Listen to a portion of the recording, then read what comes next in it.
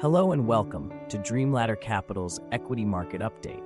Let's dive into the key highlights driving the markets for October 4th, 2024. U.S. stocks closed lower on Thursday amid heightened concerns over tensions in the Middle East and the upcoming September payrolls report. The Dow Jones Industrial Average shed 0.44%, while the S&P 500 and NASDAQ dipped 0.17% and 0.04% respectively. October trading has started off rocky as geopolitical tensions in the Middle East continue to keep investors on edge. In the U.S., weekly jobless claims came in slightly higher, with first-time claims reaching 225,000, above the consensus estimate of 220,000. However, the 4-week moving average edged down, smoothing out some of the weekly volatility. On the debt side, U.S. government debt saw a sell-off following a better-than-expected ISM services reading, pushing long-term yields to their highest closing levels in over a month. The 10-year and 30-year rates closed at 3.849% and 4.179% respectively. Over in the Asia-Pacific, markets are trading mixed following Wall Street's losses.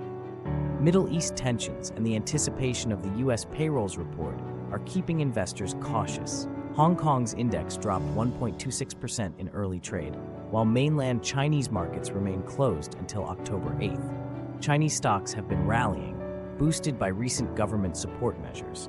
Meanwhile, oil prices surged, with December Brent crude up by 5%, reaching Sensex a barrel, the highest since late August. Traders are increasingly worried about potential disruptions to Middle Eastern crude flows amid the escalating conflict. An attack on Iran's key oil terminal could have significant global repercussions.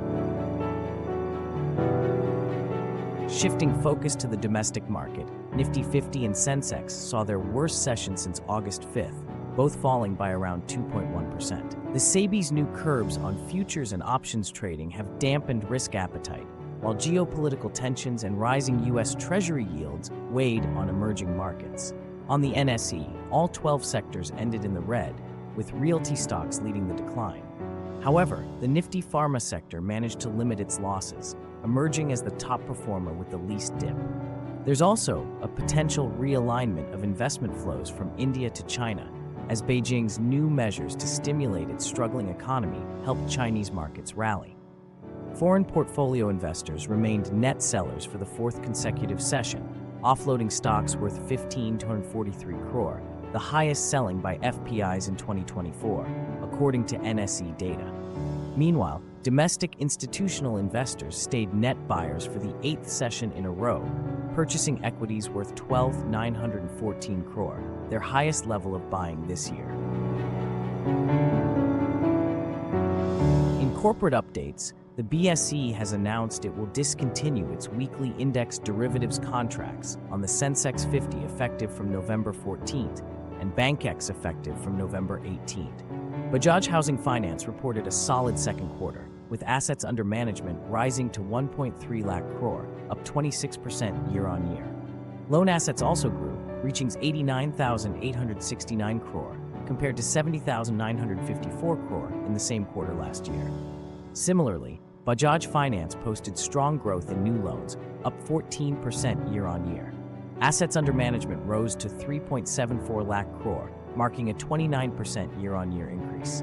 The company also reported a net liquidity surplus of Rs 20,100 crore, while its deposit book grew to 66,100 crore, up 21%. Refex Industries has approved raising Rs 928 crore through a preferential issue of equity and convertible warrants.